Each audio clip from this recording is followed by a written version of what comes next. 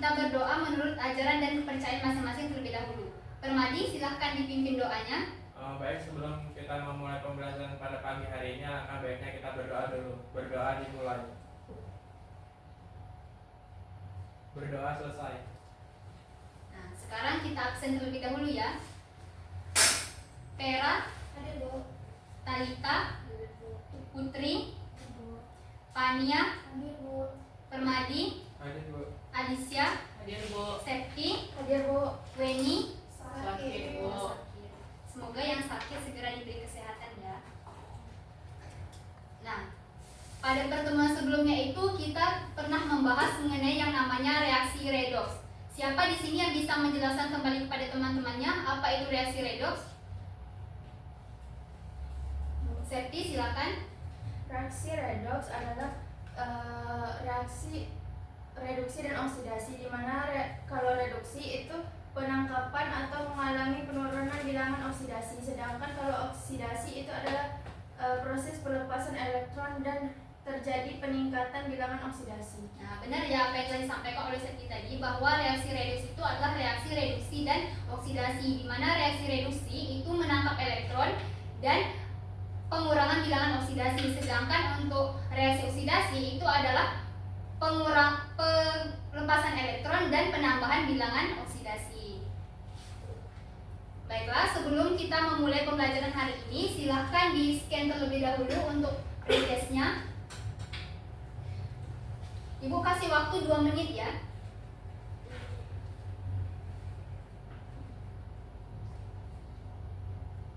Selesai, apakah ada yang belum?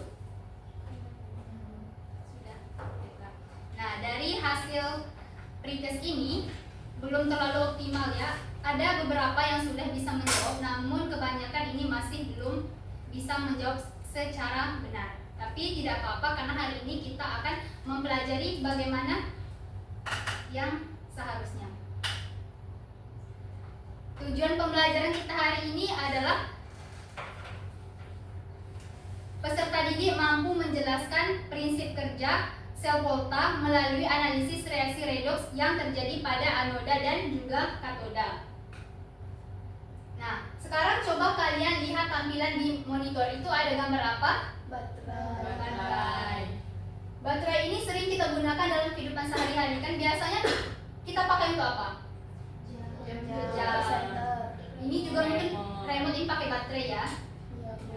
Nah, kalian pernah nggak masang baterai ataupun juga memperbaiki posisi dalam baterai ini? Pernah. Itu tuh posisinya dibalik kan, tidak yang sama arah. Iya. Ya, kira-kira kenapa ya harus seperti itu? Dan juga kenapa remote ini itu bisa menghasilkan arus listrik dengan mengubah apa yang seharusnya diubah, padahal itu tidak dicolokkan ke stop kontak. Apa yang sebenarnya terjadi di dalam mekanisme baterai itu? Selanjutnya, nah, tadi itu kan kita sudah membahas mengenai baterai. Ternyata jika dilihat lebih dalam, gambar dalam isi baterai itu adalah seperti ini. Adalah seperti ini. Di dalam baterai seperti inilah terjadi reaksi kimia yang bisa menghasilkan arus listrik. Nah, bagaimana sebenarnya reaksi kimia di dalam baterai atau sel volta ini bisa menghasilkan energi listrik, dan juga mengapa posisi tadi itu tidak boleh sejajar ataupun juga tidak boleh ditukar. Untuk mengetahui hal tersebut, maka hari ini kita akan mempelajari mengenai materi sel volta. Nah, sebelum kita mempelajari lebih dalam, Ibu akan memberikan kalian lembar kerja atau tugas yang harus kalian selesaikan mengenai konsep dari sel volta. Nah, sebelum mengerjakan ini, Ibu akan membacakan petunjuk kerjanya terlebih dahulu, di mana kalian diperbolehkan untuk menggunakan handphone atau sumber lain untuk menyelesaikan lembar kerja ini. Lalu kemudian setelah diselesaikan akan ditampilkan oleh perwakilan kelompok mempresentasikan ke depan. Setelah itu kita akan membahas mengenai hasil kerja yang telah kalian lakukan.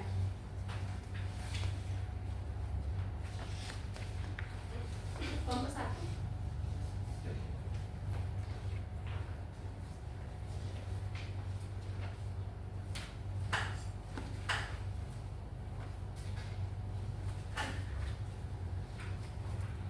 Ibu beri waktu 5 menit ya.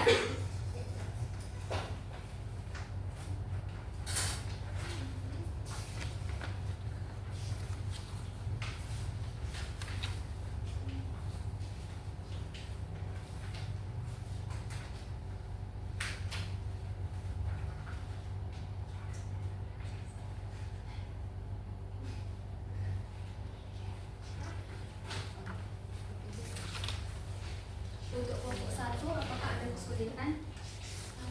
Untuk kelompok 1 nanti itu jawab yang bagian ini ya. Ini. Oh ini ada 2 kelompok. Jadi cuma A sama B.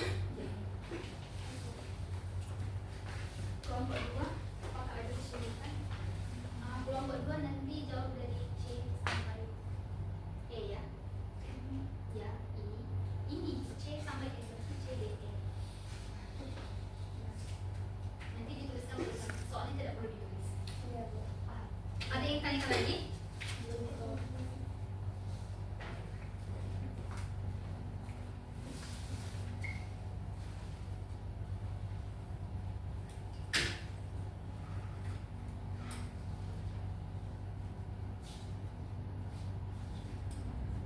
Baiklah, apakah sudah selesai?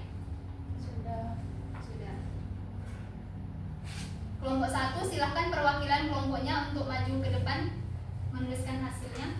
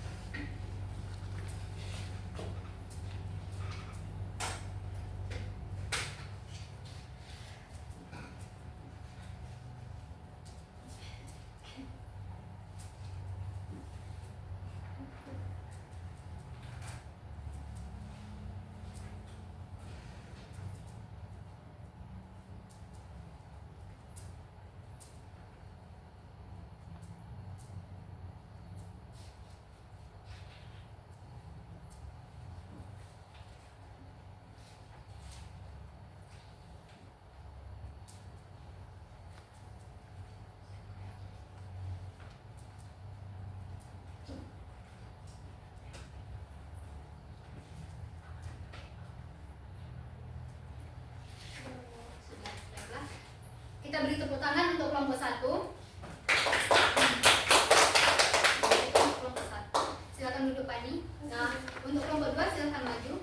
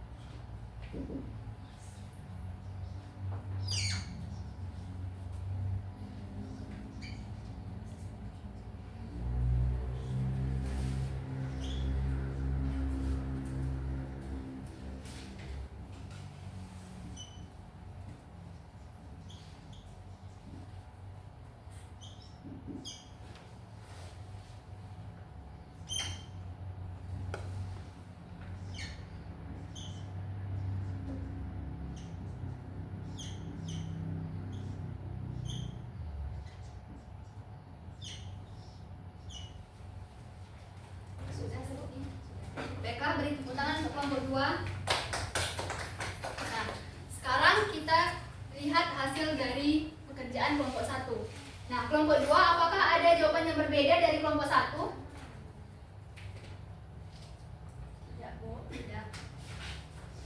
Nah, sekarang perhatikan pada layar monitor. Katoda itu adalah kutub positif. Anoda itu adalah kutub negatif. Kutub negatif. Nah, kapan suatu itu dikatakan katoda? Dikatakan katoda apabila memiliki potensial reduksi yang besar. Sedangkan dikatakan anoda apabila memiliki potensial reduksi kecil. Nah, coba injak angka PD. Kita tuliskan dulu reaksi pada soal ya.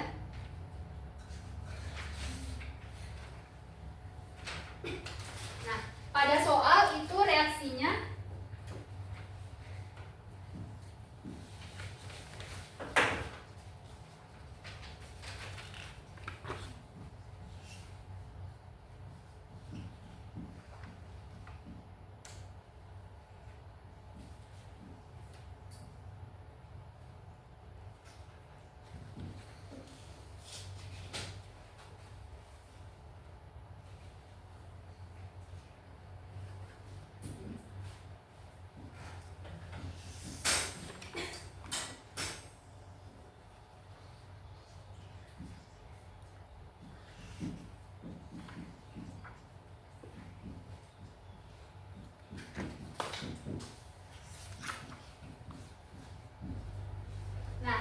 bisa kita lihat pada reaksi ini. Di sini potensial reduksi yang paling besar apakah Zn atau Cu? Cu. Nah, sesuai dengan penjelasan di sini, di mana katoda itu adalah yang memiliki potensial reduksi yang besar, sedangkan anoda itu yang memiliki potensial reduksi yang kecil. Sehingga apakah benar jawaban dari kelompok 1? Benar. Kemudian pada soal yang kedua, itu adalah menentukan nilai potensial sel standar.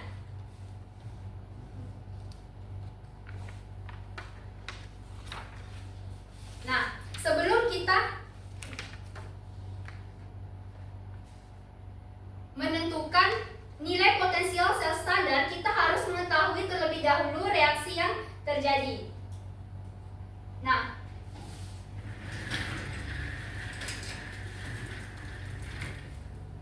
agar lebih memudahkan pemahaman, di sini sel kolta itu kita ibaratkan seperti dua buah gelas, di mana di dalamnya terdapat plat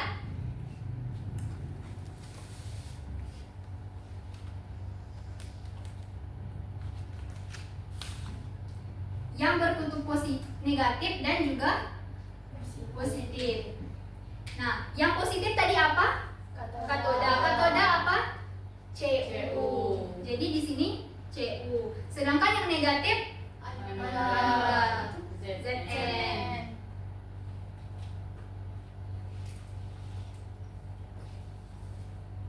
Nah, Zn atau anoda itu berdasarkan penjelasan kita tadi mengalami yang namanya oksidasi. Oksidasi itu artinya adalah pelepasan elektron. Sehingga Zn di sini untuk melepaskan elektron dia harus menjadi Zn2+. Nah, direaksikan dengan apa agar Zn ini bisa bereaksi, bisa menjadi Zn2+? Nah, itu tuh direaksikan dengan yang namanya elektrolit SO4 2-. Jadi di sini ZnSO4. Sehingga di sini SO4 2-. Nah, begitu juga dengan Cu. Cu ini juga harus menjadi Cu2+. Sehingga juga direaksikan dengan SO4.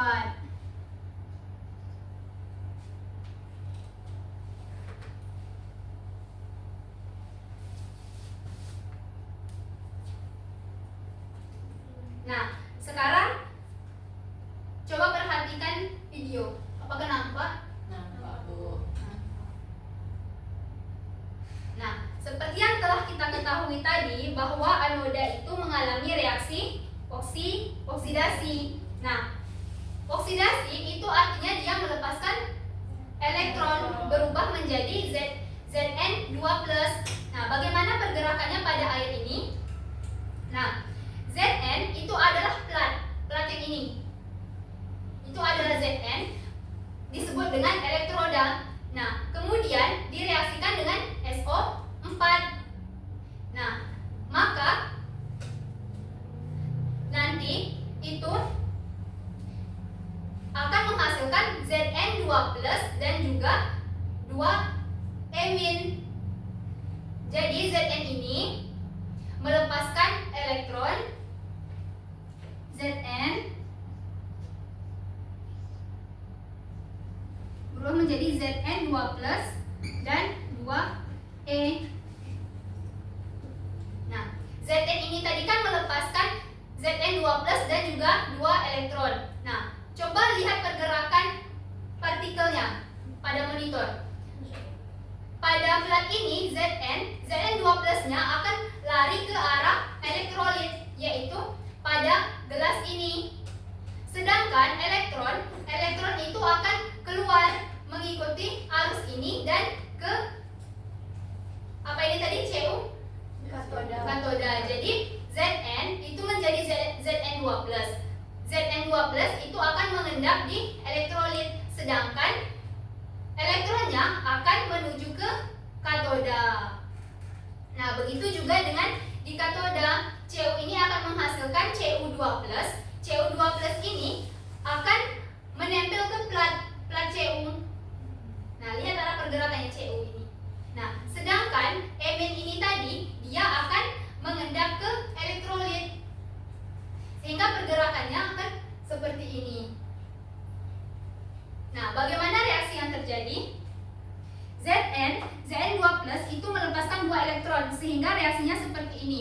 Dari yang awalnya nilainya itu -0,76 volt, itu karena dibalik dia akan berubah menjadi Zn menjadi Zn2+.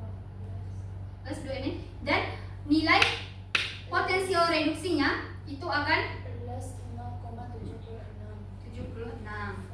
Nah, sedangkan untuk Cu 2+ itu akan tetap seperti tadi.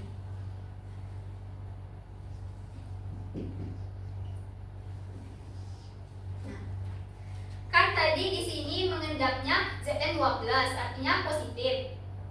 Sedangkan yang di sini mengendapnya ada Min. Jadi disinilah fungsi yang namanya larutan atau disebut dengan jembatan garam, di mana dia akan menetralkan atau menyeimbangkan. Misalnya garamnya KNO3, K itu positif jadi K+, jadi dia akan menuju ke arah minus, dan juga NO3- itu akan menuju ke arah negatif.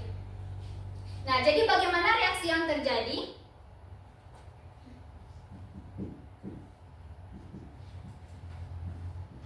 Nah, di sini kita lihat bahwa apakah kelihatan? Kelihatan, Bu. Jadi Zn plus Cu2+ menjadi, nah di sini kan ada sama-sama 2E. Ini kan adalah reaksi setengah reaksi, artinya mereka nanti akan saling menghilangkan.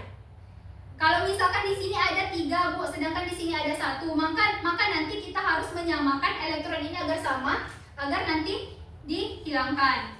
Karena ini sudah sama, maka tidak perlu dikalikan lagi.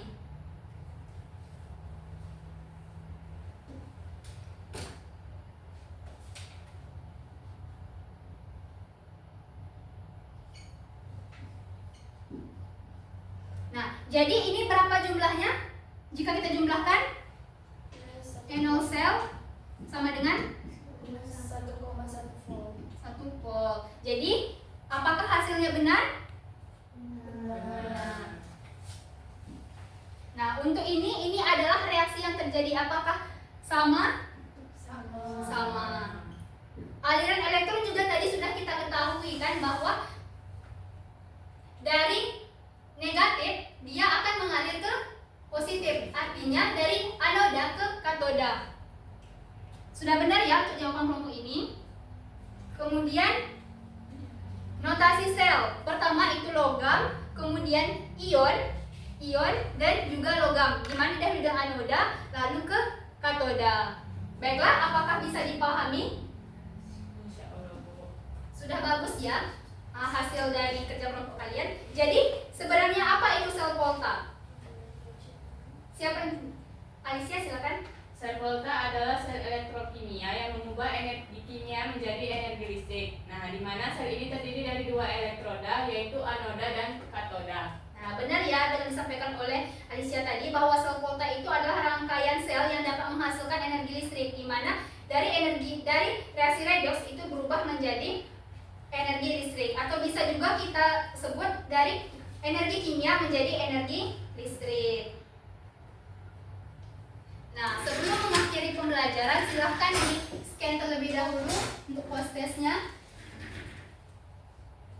Ibu beri waktu 2 menit. Sudah selesai? Nah, Ibu cukupkan ya untuk pertemuan kita hari ini. Jangan lupa untuk mempelajari materi minggu depan. Silahkan dipimpin doanya sebelum kita pulang. Vera, silahkan. Untuk mengakhiri pembelajaran kita hari ini, lebih baik kita berdoa menurut ajaran masing-masing. Berdoa dan berdoa selesai. Baiklah, Ibu cukupkan ya untuk pertemuan hari ini. Jangan lupa untuk belajar pertemuan minggu depan. Wassalamualaikum warahmatullahi wabarakatuh. Waalaikumsalam.